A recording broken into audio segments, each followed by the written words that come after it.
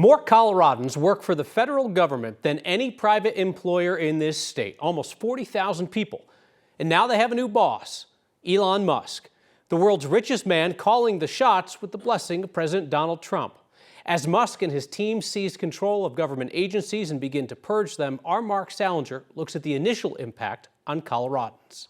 At face value, things look very grim. Like the source of our, basically what we do is going away. Matt Klick spends his life working with USAID. Now he may soon not have a job. We're a USAID contractor, so unofficially 95% or so of our work is dedicated to supporting USAID. Matt is a government contractor with a company called Link, which evaluates USAID's work around the world. It's his job to research the agency to make sure they're spending tax dollars correctly. The U.S. Agency for International Development delivers billions of dollars in humanitarian aid to some of the poorest countries, working to alleviate poverty and disease and increase security.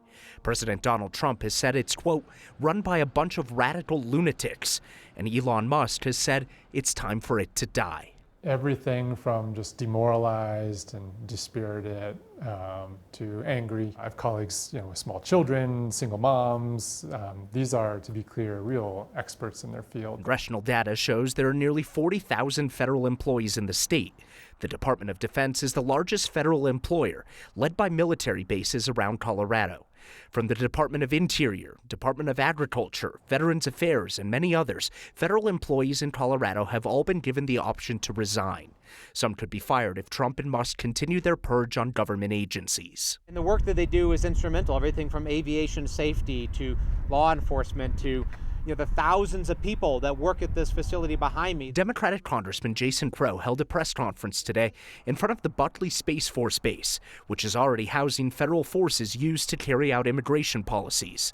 It's unclear how much power Congress will have to stop the purge of federal workers. What I'm committing to do is use every tool, every power that I have at my disposal as a member of Congress and to work with leadership and my colleagues to leverage the appropriations process. We have to pass a budget. With each new day, federal employees and contractors like Matt wait and see whether they'll still have a job. Yeah, I just think there again are going to be a lot of people's neighbors who are going to be suffering in the coming months. And crucially, that's going to have a real effect on the economy here, which worries me.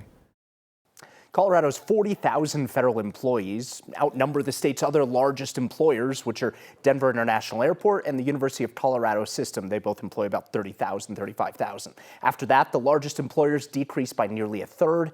Those are Lockheed Martin and Health One. Kyle. So today, the Trump White House said that they've made Elon Musk a government employee.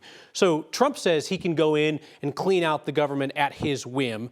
What can Democrats in Congress do about it? So I asked Jason Crow that earlier today. You heard his answer earlier. He also says he wants to just talk about it.